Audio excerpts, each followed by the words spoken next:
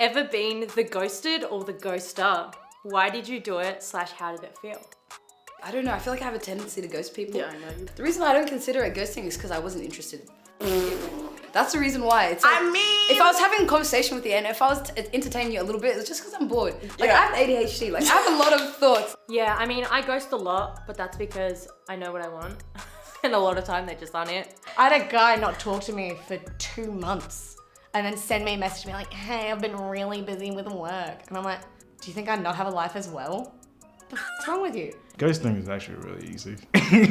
Yeah, well, for me it's kind of hard because I don't want to hurt people's feelings, you know, like, I don't know. You also want to leave a good impression of yourself, you know. It's kind of fun. It's actually so lit. Yeah. Except that one guy I ghosted and then he texted me back to tell me that he gave me COVID. Yeah, That no, was that actually was different. Yeah, thanks, whatever.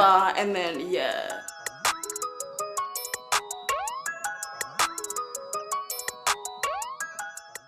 How can I tell a friend that the person they're dating is a player and not good for them? To their face, straight up. Honesty is the best policy. It's a tough one, obviously, but I guess if you have a relationship with that friend, it makes it easier. I have been in a relationship where I've had friends go, like, Addie, what are you doing? Like, you deserve a lot better. I had an experience where I saw one of my friend's boyfriends on Tinder and I screen recorded it to like prove that it wasn't fake or whatever. Like, I've had friends in like abusive situations, and when they've started dating, it's like, look, I've heard stuff about this dude. Instead of sort of getting mad at me for like going back to the relationship or being in the relationship, they sort of gave me time to grow on my own with the information they gave me. From outside to see something differently, I think you just got to be open and honest and be able to have that conversation. And if you're wrong, but you're coming from a good place at the end of the day. I think that's all you can do.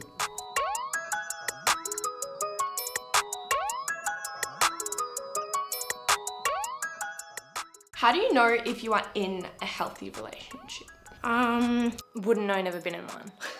Number one is being able to be yourself. Communication, openness, trust. And it's not just communicating, we're actually listening and comprehending. A sense of calm, a sense of peace, a sense of safety. That you enjoy spending time with each other. There's no arguing. There might be a little bit of arguing. I guess if we're just on the same page and feeling good about each other, and I think that's healthy in my mind. If you can see them as like a best friend, kind of, like you would go to them like for things you would the same with your best friend. You should feel as though you're enough and you are loved, and I think if you're constantly feeling as though you're not enough and that you're not necessarily receiving that love, I think that is probably more of a toxic relationship. Like, you would just feel content with your partner. I And it's think like- that'd be really special. Yeah. Be nice to experience someone. No, come on, universe. Come on, Tinder. How do you move on after a breakup? You have to take a lot of care of yourself. You have to prioritize yourself. You can cry for however long you want to, but you just have to keep in mind that there are so many other people out there. Keep busy in a way and just go back to the things that you like. You know, go for a walk, listen to your favourite music. Obviously, give yourself a couple days, get a haircut, good haircut. Journaling, writing down what you can improve. Yeah. And like different approaches and like accepting your faults in the relationship. Blocking them on social media is a good thing, or muting them. I found that's a really good thing, so it doesn't show that you've blocked them, but you don't see their posts It's and not stories. like you can't show that you care that much. But Yeah. you still wanna like, Yeah. seeing them makes it worse. At the time of a breakup, it can feel like the end of the world. Like your other half is missing. But one of the biggest things that helped me is 20-second rule. So if it's not gonna matter in 20 years, don't spend 20 seconds worrying about it.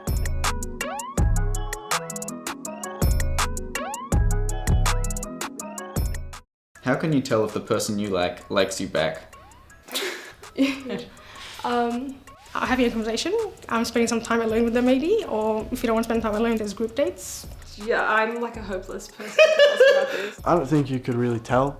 I guess you could kind of see if they were flirting back with you, but you should never assume anything. You'll notice that they actively enjoy hanging out with you and you don't need to always pursue hanging out with them. But at the same time, maybe they have really bad social anxiety and hate initiating things, so it's difficult. But I guess, you know, if they want to make plans with you, if they reply like decently and consistently, if they show interest in what you're doing, or if they give you gifts, Or they make you a playlist full of Girl We're in just Red. manifesting. People give me gifts. Gift giving? There's not like one way to tell. I think the only way you can tell is by asking them. Talking about it. Yeah.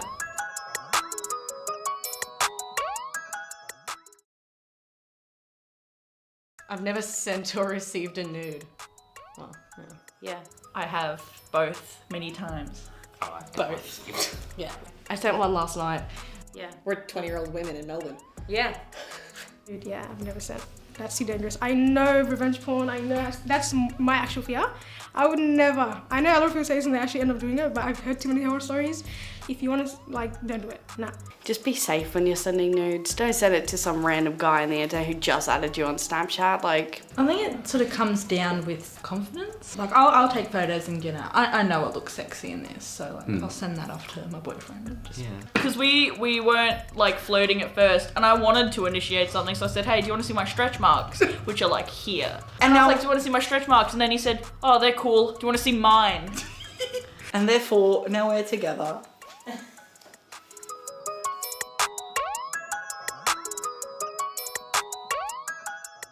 If you could go back in time and give yourself one piece of advice before you first started dating, what would it be? oh, I only went on my first date about a week ago. I don't know, just be less nervous. I was so nervous going on this date. Don't let your first boyfriend give you a tattoo.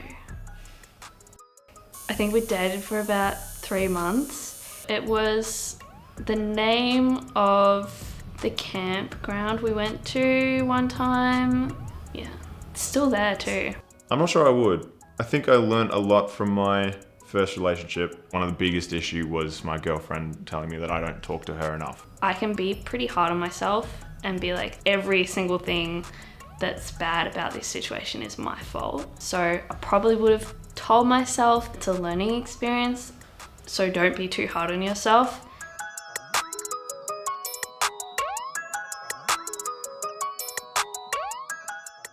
If you thought a mate was in a bad relationship, what would you do or say? It's a tricky one. Definitely happened before. Mm-hmm. Yeah.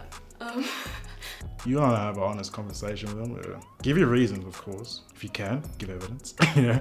Honestly, there's not much you can do or say.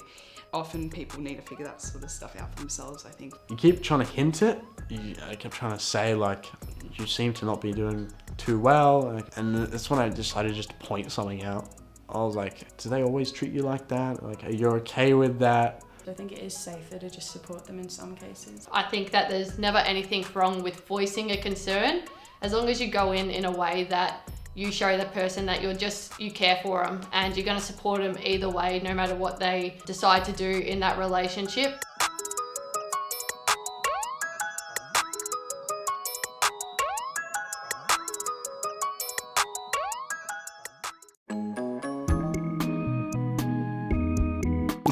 Yeah, so some things you shouldn't talk about on a first date would be Trauma dumping right away, isn't a great thing, because you don't want to just immediately start bonding over extreme trauma. yeah, not straight away. Are your parents rich?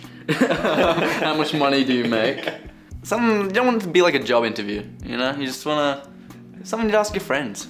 Like your previous ex or something like that. I think that's a pretty obvious one. Well, maybe not to some people, but Oh yeah, if they're talking a lot about their ex immediately, it's a bit weird. I mean, it's important to discuss exes, I think, eventually, but not right off the bat, and not all the time. Yeah. Any trauma you'd like to dig up from your past?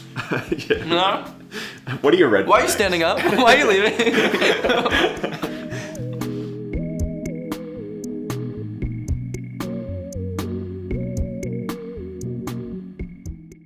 What are 3 questions people should be asking on a first date, but probably won't? Oh, that's a tricky one. How big is your dick? I'm kidding. So I would ask questions that you feel comfortable with, you genuinely want to know.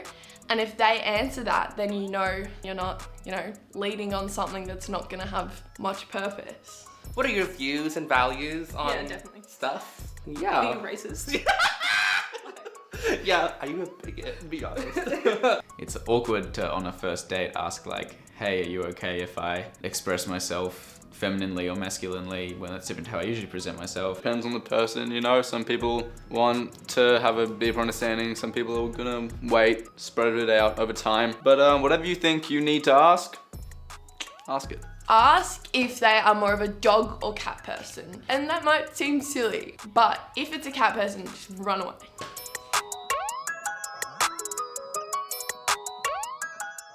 What are your thoughts on the idea of leading someone on? Don't do it.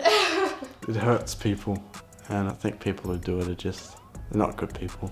I guess, it's more acceptable when you're in high school.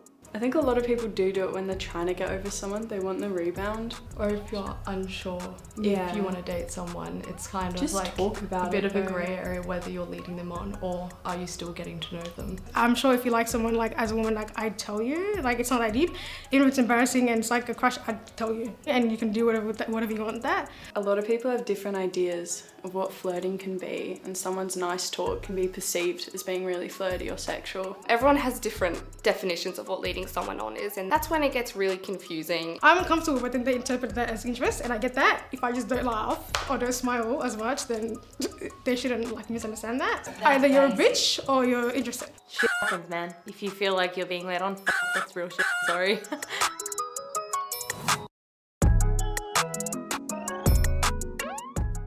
What did you learn from the last argument or disagreement that you had with your partner? I learned that sometimes what I thought was good for me isn't always good for the other person in the relationship, and I need to understand that sometimes it's not just about me. I guess being a bit more empathetic towards other people's experiences. I used to think that I should be allowed to watch as much porn as I want in the relationship. It wasn't healthy for me and it made my partner upset, so it was not good. But I learned that and I think I've gotten better. He finds a lot of things really stressful that I'm just like go sit down and do something else. He can't do that and I can't understand what's going on. Accepting that I can't fix the problem, I guess try to support him working out the problem in his own way rather than me coming in and being like, if you just do what I do, you'll be fine.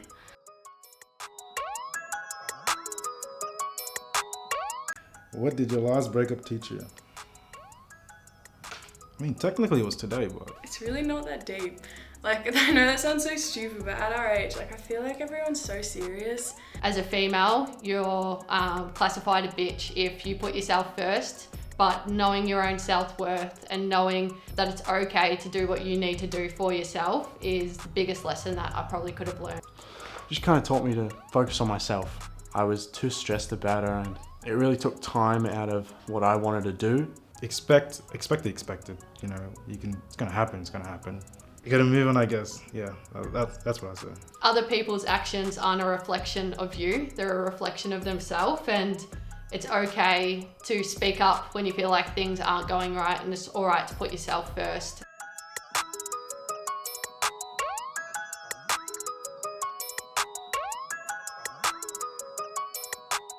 What does love look like? That's a big question. Honestly, I don't think anybody has like a solid answer for that. I can tell you what it doesn't look like, and that's the linear process that we always see in movies, that somebody's going to come and sweep you off your feet. But I think love looks like being super comfortable. Comfortable and open and, on the same page with everything. There cannot be more songs or movies or books or plays written about love. That's just how broad it is. Like, it looks so different in the eyes of every individual. When you're in love, you have the same smile and, the same atmosphere around you. And I think communication is a really big one. You're choosing to wake up and put energy into this person because they mean a lot to you. And I think making that choice over and over again is love.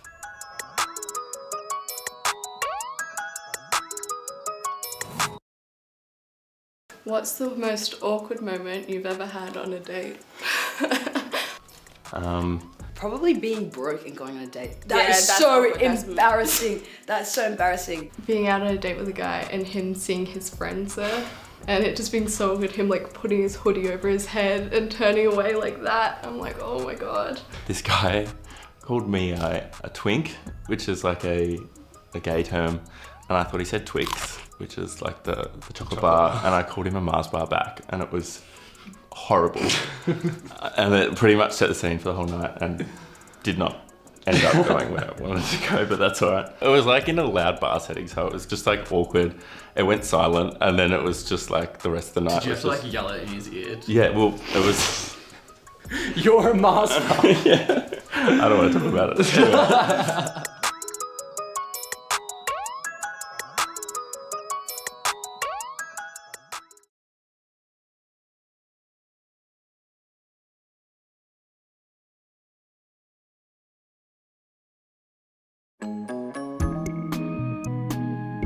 Hello, how are you? Good, how are you? That's good. I remember when we had our first date, I walked right past this guy because I was looking at my phone asking where he was. And when I saw you in that hat holding the sunflowers with your little God, I was satchel wearing that bag. hat as well. He has a nice little cowboy hat that he wears everywhere. Do you have any tattoos? I do not have any tattoos, but if I did have a tattoo, I would have one on my butt. What of? Of a fish. What type of fish and why? I think fish are quite funny. It would probably be a little fish in... I'm so sorry. I feel like it's important to mention that on a first date, don't feel pressured to talk about sex straight away either. I Or agree with that. intimacy for that matter, because you can never judge someone until you kind of learn about them first. Yes. Essentially, like, yeah, it's not about like what you're doing. If you have fun having sex, it's even better. We laugh at each other during sex all the time. Sex is hilarious. You squish my boob and I giggle. Wow. And no matter how many dates you go on, you can still keep learning. You can keep new learning. things. Anyway, did you just pick your nose? No, I just itchy on the corner up there. There I went.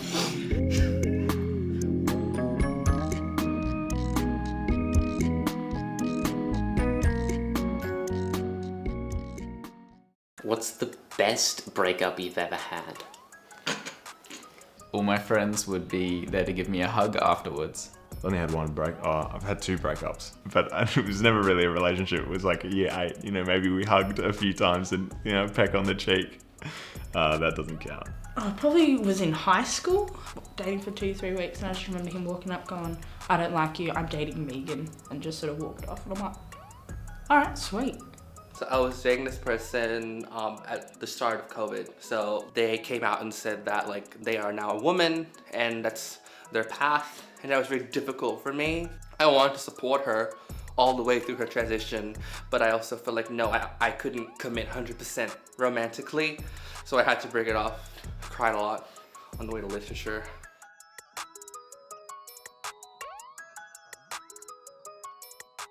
When was the last time you had to apologize in a relationship and how did it go? When was that? When do I ever apologize? I feel like a lot of the time when I have been in relationships, I've gotten mad over like silly things and sort of just been like a bit later when I've thought about it, been like, sorry I did that. We have both apologised pretty frequently. You apologise like with every sentence you say. Yeah. Apologizing actually makes you the bigger person, like it makes you stronger as a person. So we were at this club, and then he thought that I was trying to kick him out and stay with his friends that I had only been around a couple of times. Yeah. Anyway, so it's just a massive misunderstanding. But when we tried to talk about it, we had different ideas of what actually happened. Yeah, I feel like since then we just don't really... We can't even try. No. I do annoy you though. Yeah.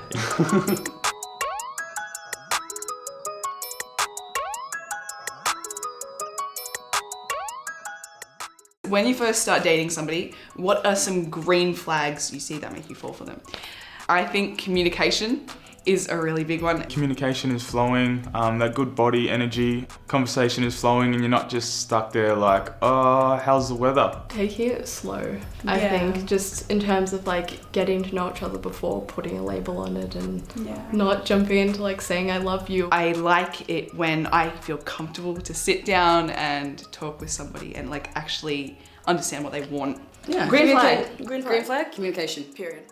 Period. I like people who pay attention to things. Yeah. And I think talking is actually really important. I feel like communication is the foundation of any good relationship. So if you're talking to someone and they're a shit communicator, That's a red flag. That is a red flag. Yeah. Communication. Yeah, period. Okay.